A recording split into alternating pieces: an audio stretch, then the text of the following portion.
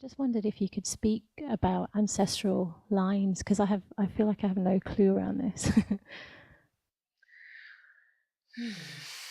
Before I say anything, I want to say that the resolution within the ancestral lines is just a part of that which needs to click into place.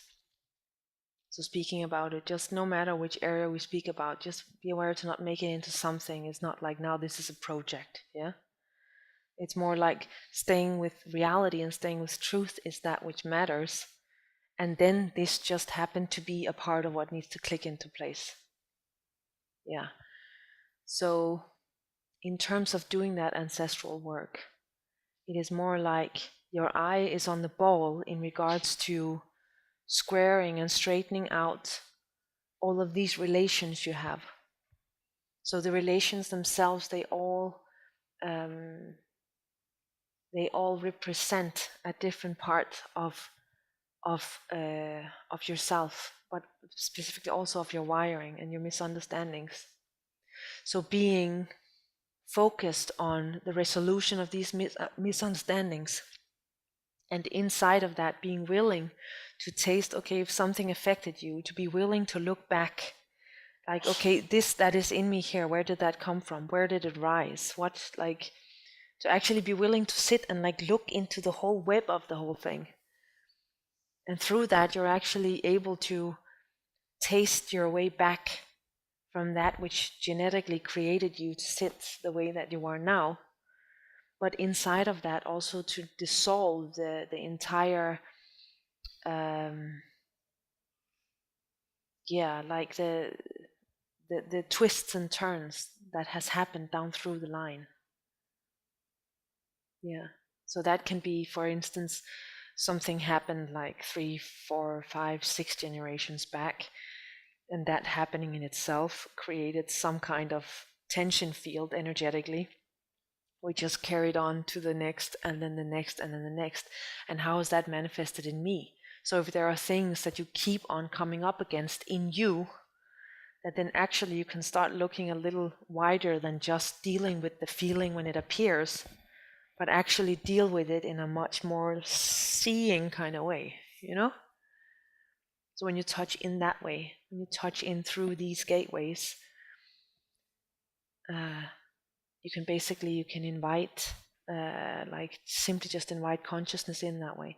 One thing is seeing it, another thing is acknowledging that the grid of consciousness is just one big light net, you know, it's just the light grid.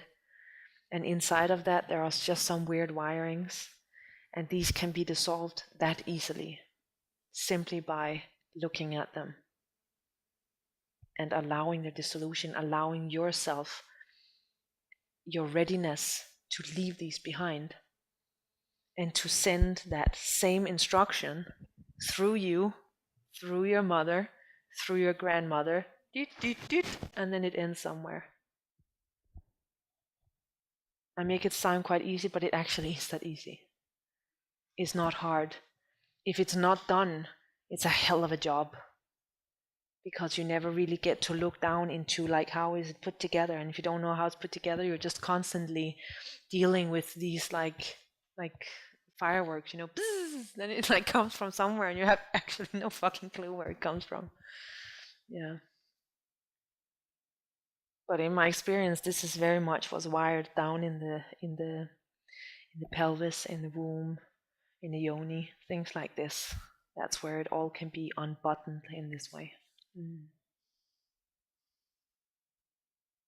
And it might just be the technician in me, but I actually find it to be pretty interesting. Yeah.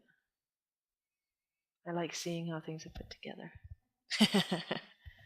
Which is probably also why I can sit here and share it with you. Yeah. Thank you. I just wondered if, like, how that connects to birthplace. Like, Say it again. is how that connects to like the homeland, like birthplace. If there's, or if that's no. Yeah. Of course it has its place. Of course it does. Yeah, yeah. The whole story. The moment you call it a story and make it like not real, as if, and all of this, I mean, you still have to deal with it. You know. whatever the culture, the collective, whatever you have been wrapped in, wired in, all has to be seen and touched. And you don't do it from a place of wanting to get rid of it, but simply to acknowledge the gifts of it and dissolve the pain of it. Because that's right there where you, as an individual, are that which was born there with that family and all of this, but then to bring the gifts of that to life rather than actually rejecting the gifts and closing down around the pain, because that's what most of us do. But it's also interesting and it's fun to start inviting the actual wisdom into the family. That is really something. That is really fun. But it also requires that it's almost like the groundwork needs to be made. We can't go from, we haven't even shared with our parents that we're actually walking in truth, and then like we take on some role or we pretend the moment we're with them, and then when we go back to truth. That doesn't work. There's no inner, no outer, so everything must be included, because otherwise realization, you have nowhere to land. If everything in your life is handled from a place of illusion or separation, then where are you supposed to land? Then you have to leave everything behind to be what you are. And that's not really to the point. Not really. I mean, you can, but having to, because you can't be who you are, where you are, that's not really the point. Yeah.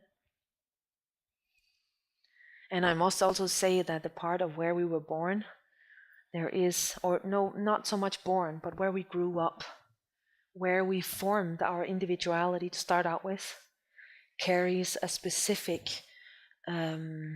thunderbolt in terms of our solidification and coming together as truth inside of ourselves. So we can choose to move somewhere else where it's better weather, or like whatever. But in terms of really reconnecting with your roots, it's definitely it's valuable. It's almost like picking up some puzzle pieces from that place where you were born, in terms of allowing yourself, with whatever you have become by unbecoming, to let that re-emerge where you rose to start with. There's just two ends meeting there.